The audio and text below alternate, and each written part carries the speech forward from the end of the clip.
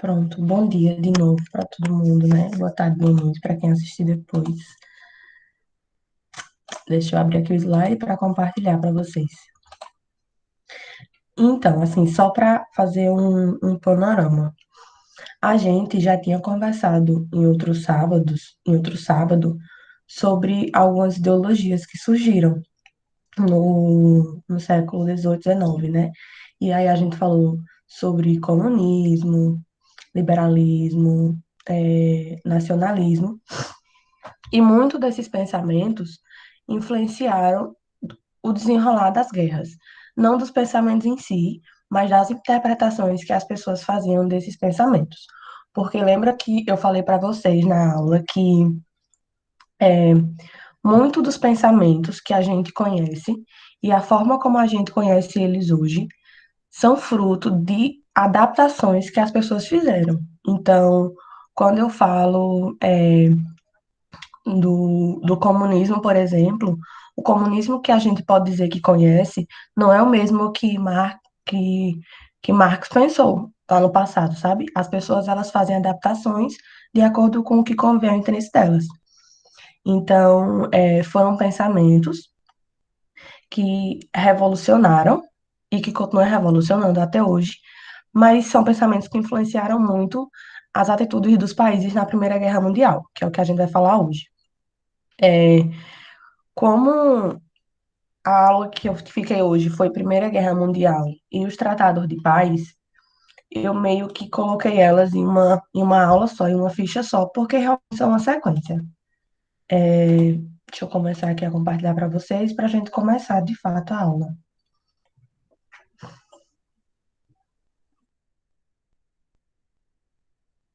Já está apresentando, né? Quando eu começar a. Pronto, agora eu vou perder o chat. Então, qualquer coisa vocês podem falar, tá, pessoal?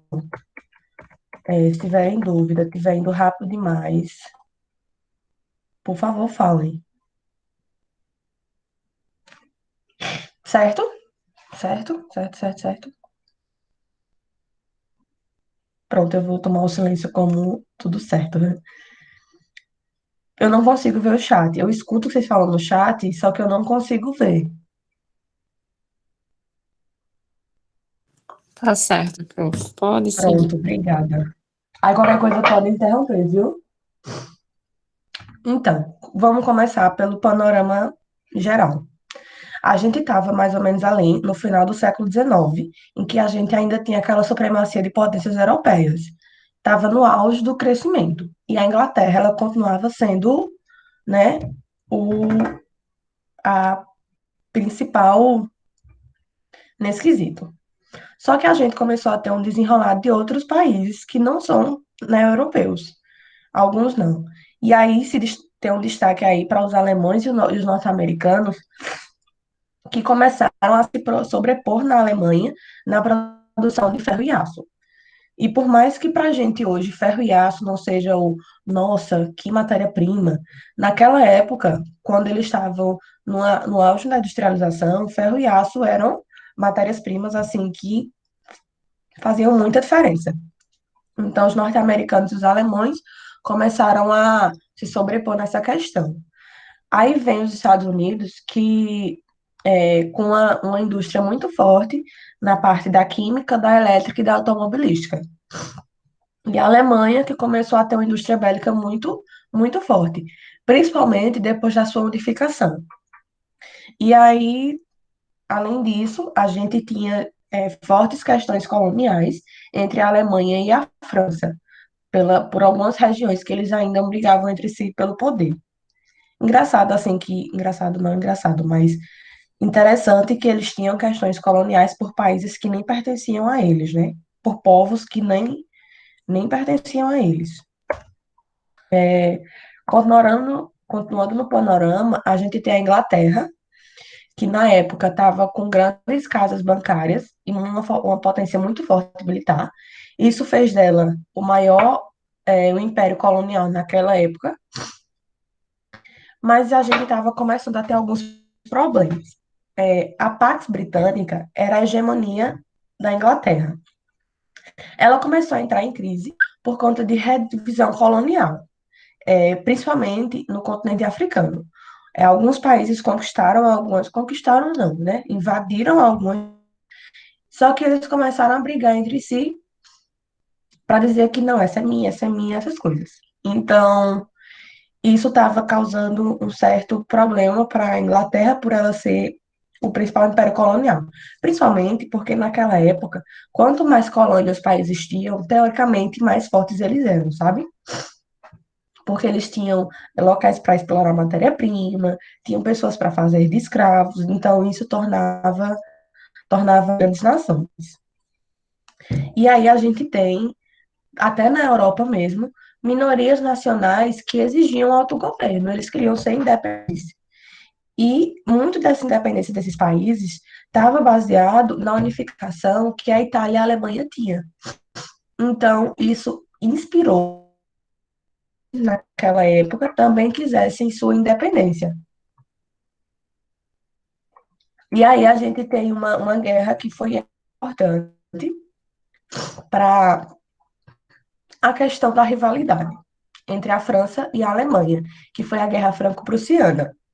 Nessa guerra, a França perdeu a região da Alsácia-Lorena para a Alemanha, que tinha sido uma nação unificada há pouco tempo. Nesse mesmo período, a Alemanha ela fundamenta um isolamento externo da França. Como é esse isolamento externo? A Alemanha começou a fazer alianças com países próximos, territórios próximos, para fazer um cercamento da França. Por isso que ele fala que eram alianças político-militares. Depois da guerra franco-prussiana até a Primeira Guerra Mundial, não tinha de fato é, como é que eu posso falar? Questões militares, sabe? Assim, não houve embates militares entre Guerra Franco-Prussiana e Primeira Guerra Mundial, mas existia um cercamento político. E aí, em 1873, o chanceler, perdoe o erro, tá faltando um R, chanceler, o chanceler Otto von Bismarck, ele instaurou a Liga dos Três Imperadores, que eram, juntando a Alemanha, a Áustria-Hungria e a Rússia, que até então eram nações que realmente tinham imperadores, né? Eram nações que remetiam a grandes impérios. Grandes impérios no sentido político, a organização política deles remetia a império. Só que tinha. Eita, peraí, rapidinho, viu, gente? Que Eduardo falou aqui pra mim que o computador dele saiu, mas que ainda tá gravando. Deixa eu só conferir se tá, a gravação tá tranquila aqui. Tá. O computador de Eduardo deu uma pane, ele falou aqui pra mim. Pronto. E aí, só pra assim, fazer a ligação. As ligas dos três imperadores seriam entre a Alemanha, a Áustria-Hungria e a Rússia, certo? Porém, não vingou, porque a Rússia e a Áustria, eles tinham divergências pela região dos Balcãs. E aí não deu certo fazer essa liga. Quando foi em 1882, o Rich alemão, ele firmou a Tríplice Aliança, que seria uma união entre a Alemanha, o Império Austro-Húngaro, continuava aí ainda, e a Itália. A Rússia saiu da jogada. Já a França, que ainda estava ali um pouco no cercamento, ela começou a tentar fazer ligações com outras nações. E aí ela se uniu primeiro com a Rússia, acho que é com a Rússia primeiro que ela se une. Ela se une primeiro com a Rússia, que tinha saído da Liga dos Três Imperadores, e ela forma a Entente Cordiale, só França e Rússia. Depois, eles se juntam com a Inglaterra e formam o que a gente conhece pela Tríplice Entente. A Tríplice Entente, ela também é chamada de aliados. Apesar de que aliados combina mais com Tríplice Aliança. Mas quando falar aliados, a gente está falando da Tríplice Entente. E a Itália, que até então ela estava na Tríplice Aliança, era um país que ficava um pouco em cima do muro, sabe? Entrou para a Tríplice Aliança, só que ela tinha acordos escondidos com a Rússia e a França, acordos de não ataque.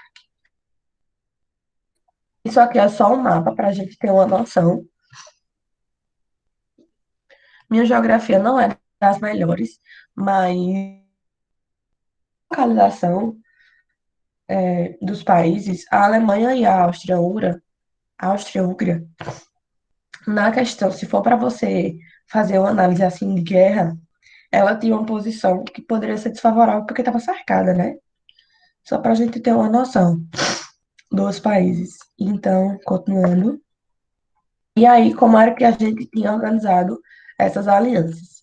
A Tríplice Entente, ou os aliados, eram formados pela França, pela Rússia e pela Inglaterra. Lembrando que a Rússia tentou um acordo com a Alemanha e o Império Austro-Húngaro, mas não vingou por causa das questões de Balcãs. E a Tríplice Aliança ficou formada pela Alemanha, pela Itália e pelo Império Austro-Húngaro.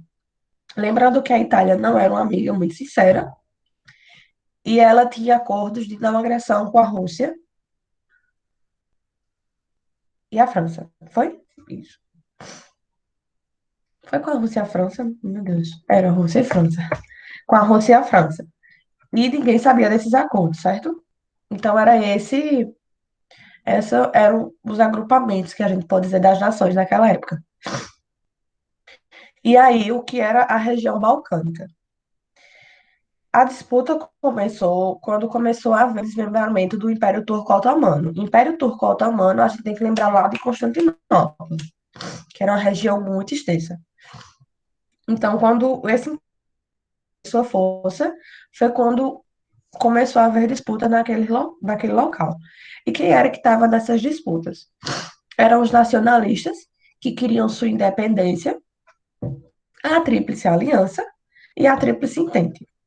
Mas por questões de territoriais mesmo. Pessoal, desculpa, eu realmente tô com a rinite, tá péssima. Então, a Rússia, que fazia parte da Entente, ela defendia e apoiava o pan-eslavismo. O que é o pan-eslavismo? Era unificar todos os povos daquela região balcânica, a região do Império Turco-Otomano. Só que o Império Austro-Húngaro e a Alemanha, eles queriam construir a Estrada de Ferro Berlim-Bagdá. O que era a Estrada de Ferro Berlim-Bagdá? A gente está olhando agora o mapa de outro ângulo. Essa estrada, ela cruzava a região dos Balcãs em direção sul, norte-sul, e ela ligava Bagdá a Berlim, que eram áreas que davam acesso a petróleo, áreas petrolíferas. Só que essa estrada, ela iria cruzar justamente a região dos Balcãs, sabe? Era uma estrada de ferro muito extensa e cruzava diversas nações. Tudo para ligar a Alemanha, né? E o Iraque. Até então, porque aquela época pertencia ao Império Turco-Otomano. E aí é só para vocês lembrem sempre das questões Balcãs. Mais na frente a gente vai entender um pouco por quê, mas não esqueçam dessa questão, que eram que a Rússia defendia o pan-eslavismo, que era a unificação de todos os povos balcânicos, e que, por outro lado, o Império Austro-Húngaro e a Alemanha queriam construir uma estrada de ferro que dava acesso a áreas petrolíferas, justamente naquela região, cruzando a região dos Balcãs. E aí, a Sérvia era quem encabeçava toda aquela unificação eslava. Ela encabeçava porque tinha, né, por trás o apoio da Rússia. E aí, o que foi que piorou a situação? O Império Austro-Húngaro foi lá e tomou a Bósnia e a Herzegovina. Quando ela tomou a Bósnia e a Herzegovina, a Sérvia vai e se revolta com o apoio da Rússia. Se revolta contra o Império Austro-Húngaro, certo? Então, eu vou ficar repetindo as coisas sempre para vocês, porque é uma coisa que às vezes eu mesmo me confundo na linha histórica do que foi que gerou a Primeira Guerra Mundial. Então, questão balcânica estava relacionada ao território do Império Turco-Otomano, que era antigamente Constantinopla. Rússia apoiava aquelas regiões e defendia que eles realmente se unificassem, que era o pan-eslavismo, certo? Por outro lado, o Império Austro-Húngaro e a Alemanha queriam construir uma estrada de ferro Berlim-Bagdá, que era uma estrada de ferro que cruzava toda a região balcânica e dava acesso a áreas petrolíferas. A Sérvia, que estava naquela região balcânica, defendia essa unificação eslava, e era ela quem encabeçava tudo. Mas ela encabeçava isso com apoio da Rússia. Rússia fazia parte da Tríplice Entente, junto com a França e a Inglaterra. O Império Austro-Húngaro e a Alemanha formavam a Tríplice Aliança, junto com a Itália, certo? E aí, quando o Império Austro-Húngaro ele toma a Bósnia e a Herzegovina, a Sérvia vai e se revolta contra o Império Austro-Húngaro e se revolta tendo o apoio da Rússia, beleza? Até esse ponto, tá todo mundo ok? Tá, professora. Tô acompanhando. Pronto. E aí, o que é que aconteceu? Depois que o Império Austro-Húngaro tomou a Bósnia e a Herzegovina, começou a ter várias questões políticas naquela região, porque tinham grupos nacionalistas se revoltando, tinha a Sérvia que estava botando fogo em tudo, então começou a ficar bem complicado. Aí, em 1914, Francisco Ferdinando, ele tem a brilhante ideia de ir para Sarajevo, que é a capital da Bósnia, era a capital da Bósnia. Francisco Ferdinand, ele era, no caso, herdeiro do trono austro-húngaro. E ele foi lá para acompanhar as forças militares que estavam na Bósnia e também tentar apaziguar a situação, sabe? Mas não foi uma coisa muito boa, não foi uma ideia muito genial. Quando ele foi para a Bósnia, quando ele foi especificamente para Sarajevo, assassinos bósnios mataram ele. Só que esses assassinos bósnios, eles mataram Francisco Ferdinando com apoio da Mão Negra. A Mão Negra era uma organização secreta da Sérvia, certo? Então, de certa forma, quem matou Francisco Ferdinando foram os bósnios a mando dos sérvios. Quando isso aconteceu, o Império Austro-Húngaro deu um ultimato à Sérvia, deu uma série de exigências para que eles conseguissem resolver isso sem ter nenhum embate militar. Só que a Sérvia não cedeu. A Sérvia não quis conversa. Ela disse: eu não aceito suas condições. E aí, em 1º de agosto de 1914, quando a Sérvia não cede aos desejos do Império Austro-Húngaro, eles declaram greve, eles declaram, perdão, guerra à Sérvia.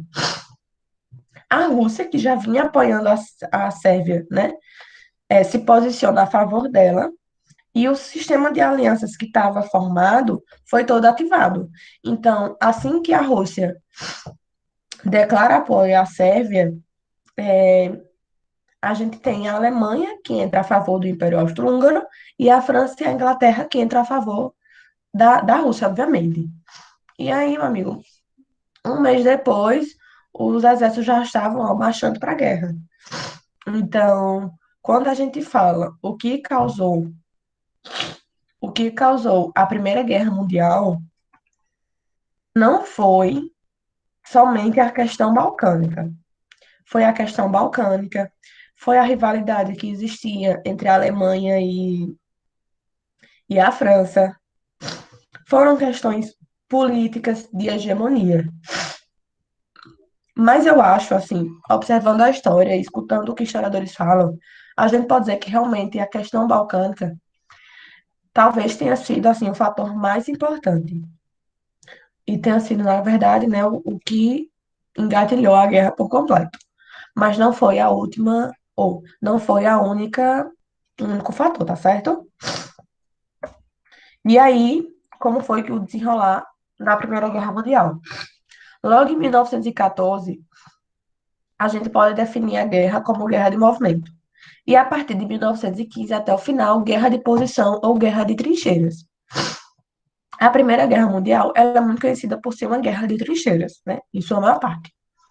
O que foi a guerra de movimento? No primeiro ano da guerra. Era um plano de Stilfen, que era uma ofensiva alemã que tentava invadir a França. Então, vê que coisa assim, como os países eles usavam desculpas para entrar em guerra. A Alemanha entrou na guerra para dar suporte ao Império Austro-Húngaro, que estava em guerra contra a Sérvia. Mas aí na guerra a Alemanha faz, não, vou invadir a França. Então, essa guerra de movimento ela começa com essa ofensiva da Alemanha que tentava invadir a França. E aí, para tentar invadir a França, por questões geográficas, a Alemanha vai e invade a Bélgica. Quando a Alemanha invade a Bélgica, a Inglaterra declara guerra aos alemães. Tipo, é como se eles ficassem procurando motivos para entrar em guerra contra os outros países diretamente, que não era a questão balcânica, entendeu? A questão balcânica ela realmente funcionou como uma desculpa para os países entrarem em guerra. Então, a Alemanha invade a Bélgica tentando atacar a França, e a Inglaterra declara guerra diretamente aos alemães por conta dessa invasão. Se você observar, a Alemanha ela tem uma posição bem central, e ela fica encurralada pela Rússia e pela Inglaterra. E isso faz com que a França consiga conter o ataque dos alemães na Batalha de Marne, né? Então, a França não consegue a sua ideia, né, principal, que era invadir a França. Depois desse ano, eles entram numa guerra de posição ou de trincheiras, que era basicamente uma guerra em que eles se mantinham parados. É, a distância entre os países que estavam em embate eram curta e eles eram separados geralmente por terrenos de lama. Esses terrenos de lama eram uma coisa assim medonha, porque essa lama era formada principalmente por pessoas mortas. Porque eles ficavam só em fogo cruzado o tempo todo, em fogo cruzado, fogo cruzado. As pessoas passavam tipo, muito tempo dentro das trincheiras. E quando alguém morria, eles não iam lá catar os corpos, sabe? Os corpos ficavam lá e apodreciam. Além dessas trincheiras, eles construíam vários labirintos para poder ajudar eles a acharem caminhos para atravessar os terrenos sem terem que caminhar pela parte superior. Depois eu vou na frente mostrar um filme para vocês que demonstra bem isso. E aí eles, a partir de 1915, eles começam a fazer essa guerra basicamente em posição de trincheiras, que eram guerras em que eles ficavam em posições fixas e ficavam só se contra-atacando. É interessante porque tem alguns filmes que não tem muito filme da Primeira Guerra Mundial. Na Segunda Guerra Mundial ainda tem um pouco de trincheiras. E aí é interessante como eles mostram que as pessoas, elas passavam assim meses dentro das trincheiras e ficavam trocando fogo assim do nada. Só que sem saber exatamente para onde estava atirando, sabe? Era só trocando fogo. E aí continuando, nesse desenrolar, a gente tem uma adição e uma reorganização das alianças. A Tríplice Entente, que eram os aliados, eram formados, né, pela França, Rússia e Inglaterra. Nesse contexto, a gente tem a entrada do Japão, da Romênia e da Grécia. E a Itália, que era aquela pessoa que ficava um pouco em cima do muro, passa para a Entente. A Tríplice Aliança, que antes era pela Alemanha, Itália e Império Austro-Húngaro, tem a saída da Itália, que vai para a Tríplice Entente, e tem a entrada do Império Turco-Otomano, que estava um pouco em desmembramento, e da Bulgária também. E aí a gente tem essa nova conformação na guerra. E aí, assim, se for para dizer o principal ano, o ano que mais desenvolveu a guerra foi 1917. A Primeira Guerra Mundial, ela foi uma guerra considerada curta em questão de tempo, se você for olhar o panorama das guerras que aconteciam, né? Guerra de 100 anos, por exemplo. Só que ela foi considerada uma guerra muito relevante e muito importante para a história, porque ela foi considerada uma guerra que envolveu muitos países. E como eram países muito poderosos, era como se fosse uma guerra que estava envolvendo o mundo todo. E, de certa forma, ela envolveu o mundo todo. Por quê? Tinham esses países que estavam realmente em guerra, em embate, mas os outros países, eles estavam indiretamente na guerra porque davam suporte, como o Brasil, por exemplo, que fazia comércio com países aliados. Então, a Primeira Guerra Mundial, por que a gente estuda tanto ela? Por que ela é tão relevante? Porque ela foi uma guerra que mudou a conformação do mundo. Porque tivemos países hegemônicos que estavam em guerra, mas a gente tinha colônias que estavam em formação e desmembramento na mesma época, e o mundo todinho estava dando suporte a um lado ou a outro. Então, de certa forma, a gente pode dizer que o mundo todo entrou em guerra, certo? E aí, a guerra começou lá em 1914, movimento, 1915, trincheiras, 1916, trincheiras. Quando foi em 1917, eles estavam assim, meio que só no mesmo, né, no mesmo nível de guerra. E aí começam a ter alguns embates que geram algumas decisões maiores. A gente pode começar pela série de derrotadas da Rússia durante o ano de 1917. Essas várias derrotadas que a Rússia teve fez com que o império, que era uma autocracia cesarista, caísse. E isso gera a revolução, há várias revoluções em 1917, sendo a principal a Revolução Russa. Então, a Revolução Russa, ela acontece na Primeira Guerra Mundial, e muito dela foi engatilhada pelas várias derrotas que a Rússia vinha tendo na Primeira Guerra Mundial e pela necessidade da retirada da autocracia cesarista. E aí a Rússia faz um tratado de Brest-Litovsk, em 1918 especificamente, que faz a Rússia sair da guerra. Então ela entra em acordo lá com a Tríplice Entente, né, e os países, e sai da guerra. O Tratado de Brest-Litovsk, ele foi assinado em 1918, mas todos os enrolados das derrotadas russas vêm de 1917, sabe?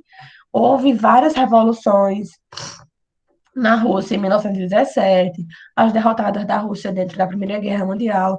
E aí, quando chega em 1918, eles falam: não, ó, a gente agora está no regime socialista, novo poder, quero sair da guerra. E aí, em 1918, a Rússia sai da guerra. A gente tem a derrota italiana na Batalha de Caporetto, que é importante porque começava a sinalizar, de certa forma, uma possível derrotada dos países da Entente. E nessa mesma época, a Alemanha ela intensifica ainda mais o bloqueio marítimo que se fazia para a Inglaterra. Então, começou a haver sinais de que possivelmente a Entente fosse perder a guerra. E aí, nesse contexto, né, caos mundial. Por quê? Os Estados Unidos, eles forneciam alimentos e armas para países da Entente. Mas eles começaram a se sentir muito ameaçados pela ofensiva que a Alemanha fazia. E aí, em 1917, os alemães têm uma brilhante ideia de afundar. Brilhante ideia, estou falando de forma irônica.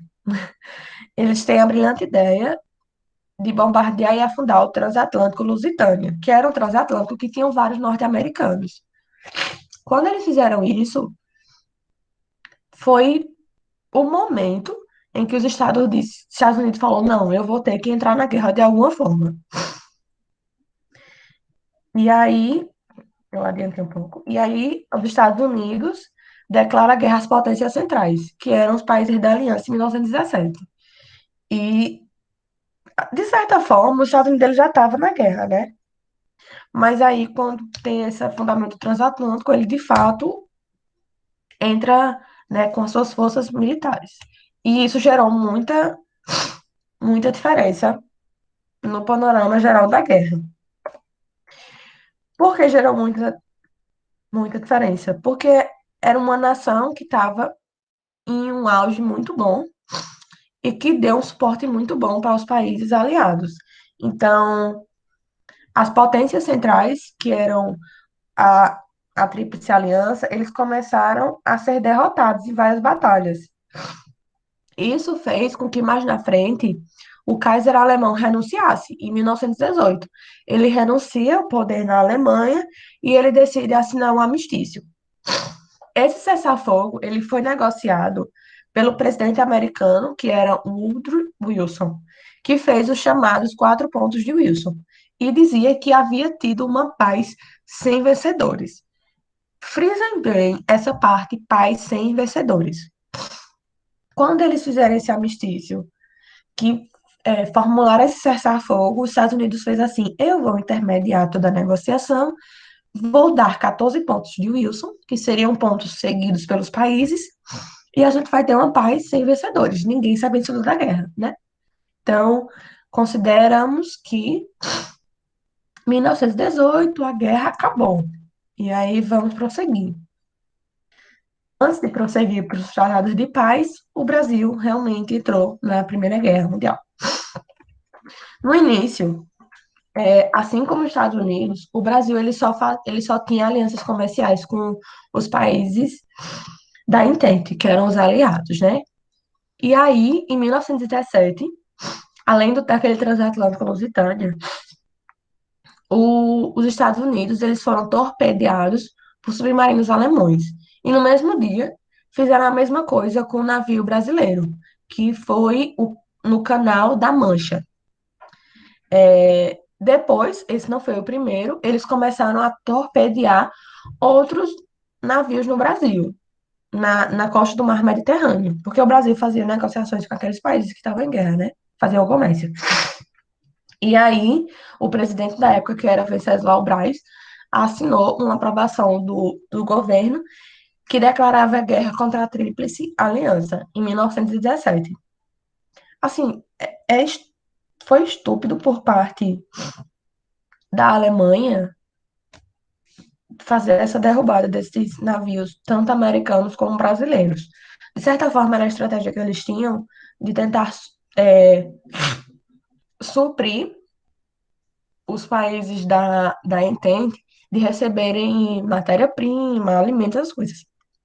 Porque quando o país está em guerra, é muito complicado, é muito difícil que ele consiga ainda manter a sua indústria em 100%.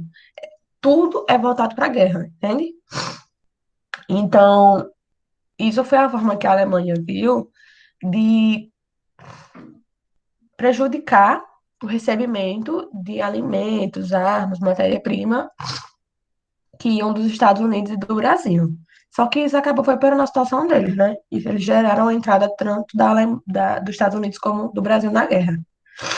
E aqui foi um grande alvoroço no Brasil quando eles entraram em guerra.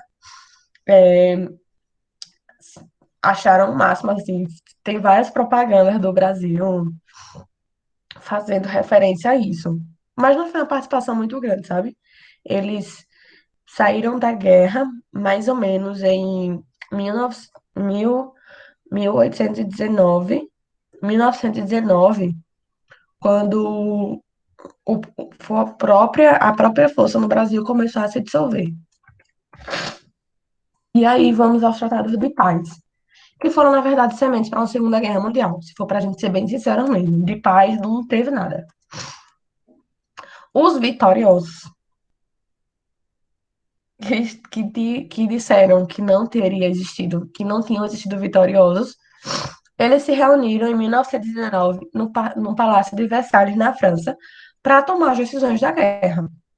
Então, encabeçados pelos Estados Unidos, os países da Entente, eles se reuniram para decidir o que era que ia acontecer.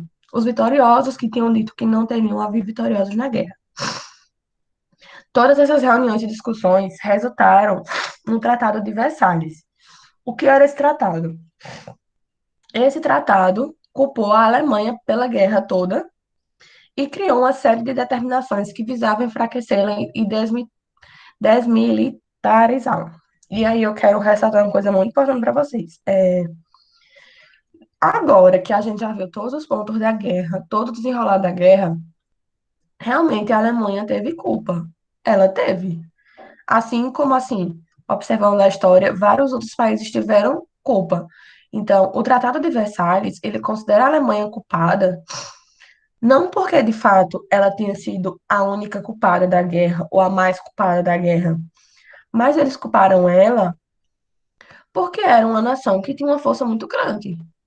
Então, o Tratado de Versalhes, se você for analisar bem, era uma desculpa para tornar menor um país que estava muito forte, sabe? Foi uma desculpa que eles acharam.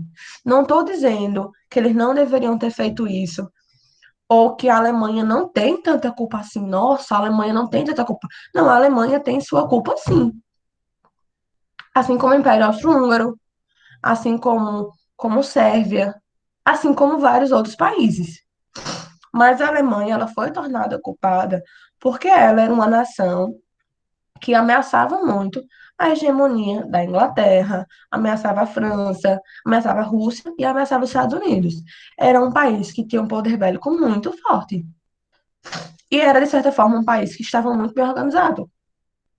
Então, eles usaram o Tratado de Versalhes para trazer culpa para a Alemanha, somente para a Alemanha, e fazer uma forma, e era uma forma de enfraquecer e desmilitarizar ela, né?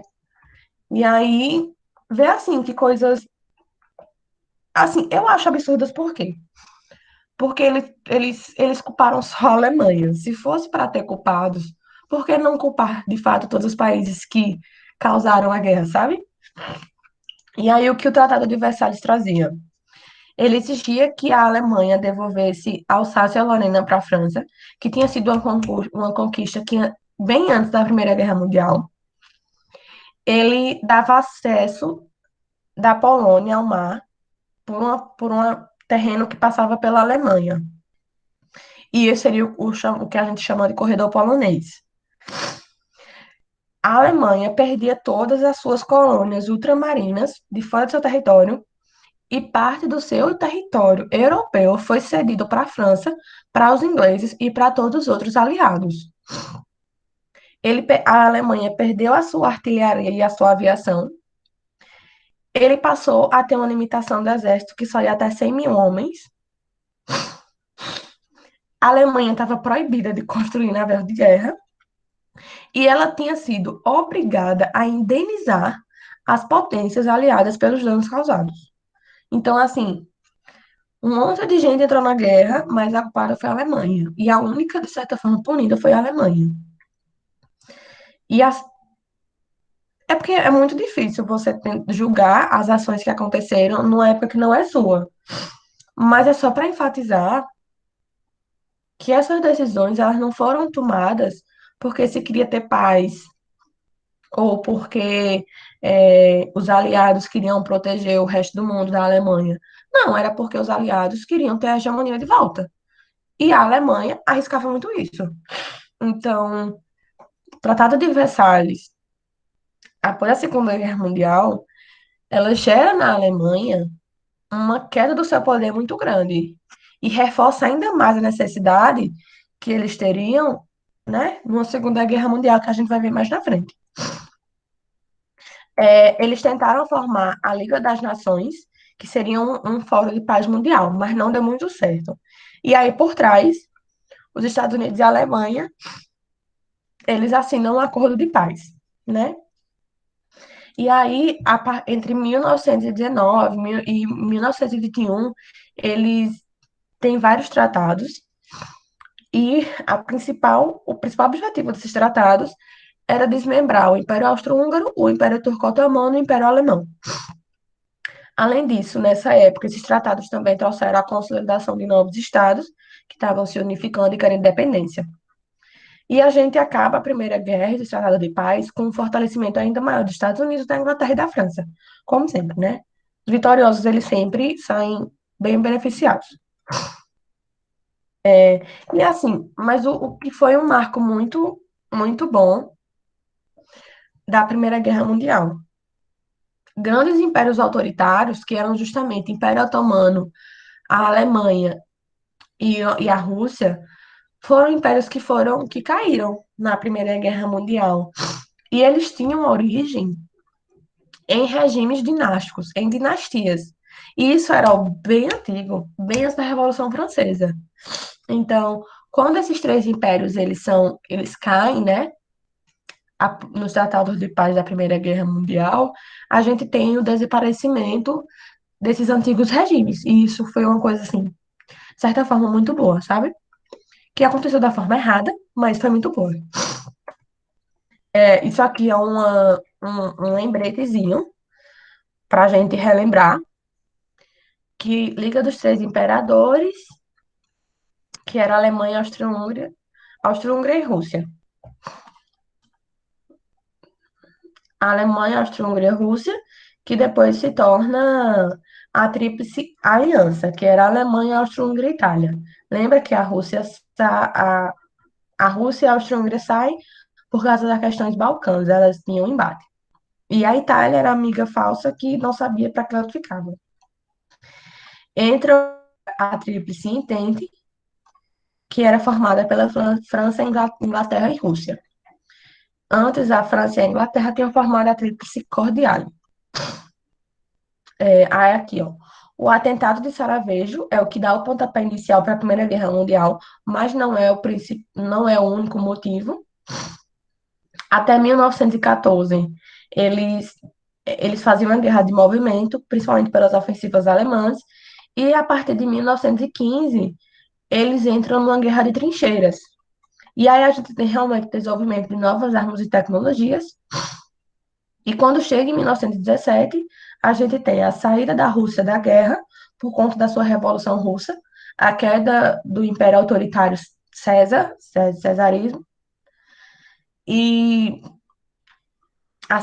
que leva à saída da Rússia, e a gente tem a entrada dos Estados Unidos na guerra, que foi muito trazida pelo receio que eles tinham dos ataques alemães, né? E aí a gente finaliza com vitórias militares dos aliados, o plano de paz, que era os 14 pontos de Wilson, que era então presidente dos Estados Unidos, e uma guerra sem vencedores, né? Bem sem. E tem um armistício em 1918. E aí a gente tem cerca de 2,2 milhões de mortos, 20,9 milhões de feridos e 7,5 milhões de desaparecidos, provavelmente mortos ou presos políticos. E aí, só para a gente dar uma visualizada, o Brasil ele entra ao lado da Tríplice Entente, que eram os aliados, e a Itália e a Bulgária entram na Tríplice Aliança. Lembrando, perdão, que a Itália ela sai da Tríplice Aliança, na verdade, né? E aí uma coisa que ele marca aqui importante, que são impérios que caíram com o fim da guerra. A gente tem a queda do Império Russo pela Revolução Russa em si, e a gente tem a Alemanha, Áustria-Hungria e Império Otomano, que eles caem justamente nos tratados de paz da Primeira Guerra Mundial, certo? E aí, para a gente relembrar, o que foi o Tratado de Versalhes e o que ele gerou? Culpabiliza a Alemanha por toda a Alemanha é culpada de tudo. Temos os 14 pontos de Wilson, que eram as exigências que eram trazidas para a Alemanha, redução dos seus exércitos, perda de territórios, pagamento de dívidas, já que eles tinham culpado a Alemanha e ela estava agora obrigada a indenizar todos os países que tinham saído vitoriosos. A gente tem ainda o Tratado de Saint-Germain. Eu não coloquei na ficha de vocês porque ele não, do ponto de vista do Enem, não é tão relevante. Mas o Tratado de Saint-Germain estava relacionado a condições na região da Áustria, tá? E o revanchismo. Então, se gerou um sentimento, né, de vingança desses países que saíram derrotados. Isso aqui é para vocês verem como foi que ficou a conformação do país, do mundo, então. Você vê, ó, o Império Russo, ele se torna a Rússia Soviética, né? Tem agora o Império Soviético. Aí lá para baixo, ó, vejam, o Império Otomano, ele se desmembra e forma a Turquia e outros países. Que mais? França continua na sua conformação.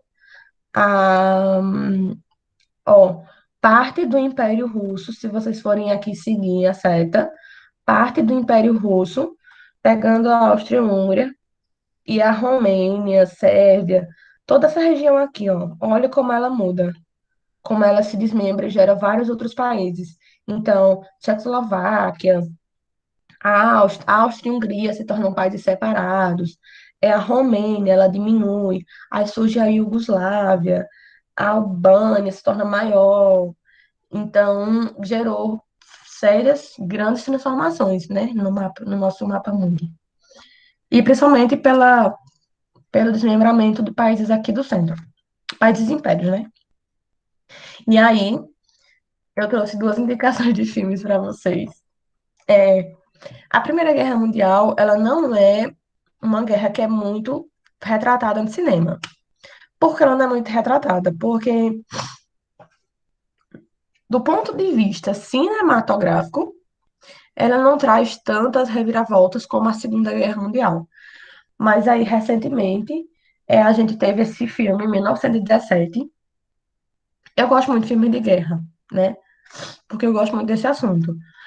1917, ele não é um filme, eu não considerei um filme surpreendente na questão da história dele, mas ele é um filme que tem imagens maravilhosas, que você consegue visualizar bem o que tinha sido, o que foi a Primeira Guerra Mundial, principalmente quando ele mostra trincheiras, labirintos. Então, assim, se você quiser ter uma imagem na sua cabeça do que foi a Primeira Guerra Mundial, o filme 1917 é muito bom para isso, sabe? É um cara que ele precisa ir dar um recado para impedir a morte de vários soldados, do ponto de vista dos aliados, obviamente, que geralmente os filmes são nesse ponto de vista. E é um filme excelente, muito bom mesmo, se você quiser visualizar como era a Primeira Guerra Mundial. Então, assim, a história ela é bem tranquila, não tem muitas reviravoltas, mas as imagens são maravilhosas, assim, é perfeito. Então, indico muito. E Mulher Maravilha eu indiquei, mas é um filme fantasioso, obviamente, mas também mostra um pouco das trincheiras, sabe? Você consegue ter um pouco da noção da guerra de posição de trincheiras. E aí, né, eu trouxe essas duas indicações. Essa fase que eu tinha achado, achei legal trazer, que somente aquelas pessoas que nunca deram um tiro, nem nunca ouviram os gritos e os gemidos dos feridos, é que clamam por sangue, vingança e mais desolação. A guerra é o inferno. Por que eu trouxe essa frase? Porque a guerra, ela gera, né, gera muitas percas de vida, dinheiro, de tudo. Mas se você analisar, vários filmes trazem isso, que uma das maiores problemáticas da guerra ou do mundo pós-guerra são os traumas que são gerados. Então, imagine você passar 3, 4 anos da sua vida lutando numa guerra que você não sabe quando vai ter fim, você não sabe se volta para casa. Eles viviam em condições subhumanas nas trincheiras e nos labirintos. Então, assim, era realmente uma situação desesperadora. E foi isso. Vocês têm alguma dúvida?